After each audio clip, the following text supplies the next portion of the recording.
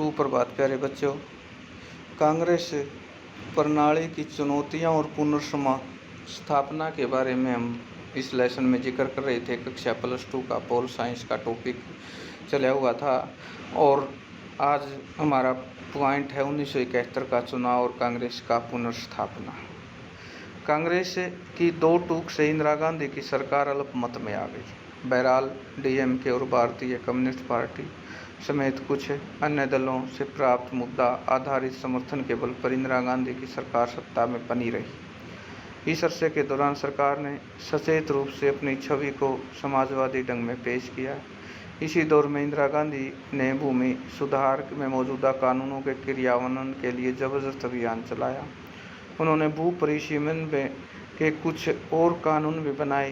दूसरे राजनीतिक दलों पर अपनी निर्भरता समाप्त करने, संसद में अपनी पार्टी की स्थिति मजबूत करने, अपने कार्यकाल के पक्ष में जनादेश हासिल करने के लिए गर्ज से इंदिरा गांधी की सरकार 1970 के दिसंबर में लोकसभा भंग करने की सिफारिश की। यह भी एक आश्चर्यजनक और साहसिक कदम था। लोकसभा के लिए 5वें आम चुनाव 1971 के फरवरी में आ गए।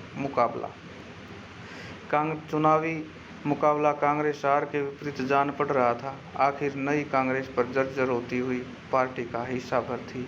हर किसी को विश्वास था कि कांग्रेस पार्टी अपनी सांगठनिक ताकत कांग्रेसों के नियंत्रण में है।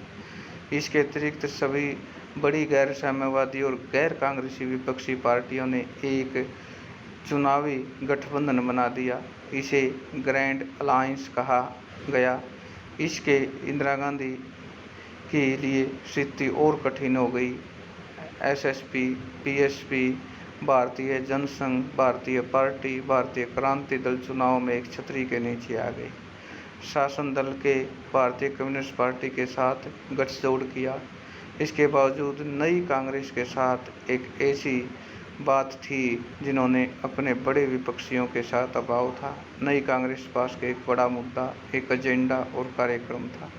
ग्रैंड अलायंस के पास कोई सुसंगठित राजनीतिक कार्यक्रम नहीं था। इंदिरा गांधी ने देश में घूम घूम कर कहा कि विपक्षी गठबंधन के पास एक ही कार्यक्रम है, इंदिरा हटाओ। इसके विपरीत उन्होंने लोगों के सामने सकारात्मक कार्यक्रम रखा और अपने मशहूर नारे गरीबी हटाओ के जरिए एक शक्ल प्रदान की। इंदिरा गांधी ने सार्वजनिक क्षेत्र की समृद्धि, ग्रामीण भू स्वामित्व, शहरी संपदा, परिसीमन आय, अवसरों की समानता समाप्ति पर समाप्ति अपने चुनाव अभियान में जोर दिया। गरीबी हटाओ के नारे में इंदिरा गांधी से वंचित तबकों, खासकर भूमिहीन किसानों, दलित और आदिवासी अल्पसंख्यकों, महिला और बेरोजगार नौजवानों के बीच अपने समर्थन का आधार तैयार करने की कोशिश की।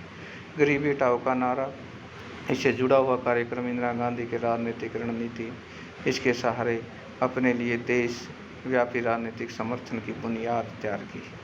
और इससे आगे परिणाम क्या हैं उसके बारे में चर्चा करें।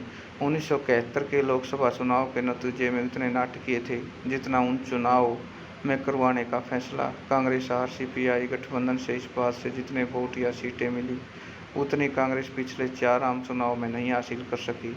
इस गठबंधन को लोकसभा की 375 सीटें मिली और कुल 48.4% वोट हासिल किए। अकेली इंदिरा गांधी ने कांग्रेस हार में 352 सीटें 44% वोट हासिल किए। अब जरा इस तस्वीर की तुलना कांग्रेसों के उजाड़ से करें। उस पार्टी में बड़े बड़े महारथी थे, लेकिन इंदिरा गांधी की पार्टी जितने वोट मिले उनमें 1/4 वोट उसकी झोली में आए और इस पार्टी में महज 16 सीटें मिली।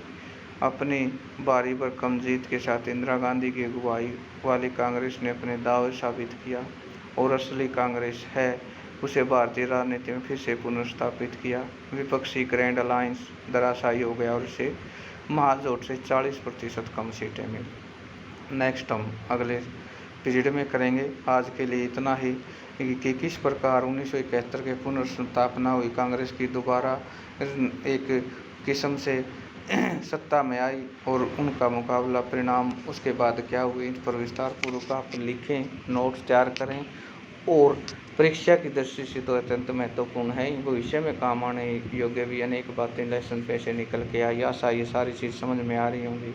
और दूसरी चीज़ एक बात और बता दूं, जो सिलेबस डाला गया उसकी पूरी तैयारी कीजिए। और रिवाइज कीजिए और अच्छा स्कोर हासिल कीजिए, ताकि हमें लगे कि जितनी मेहनत से हम करवाए जा रहे हैं आपको वो सारा समझ में आ रहा है।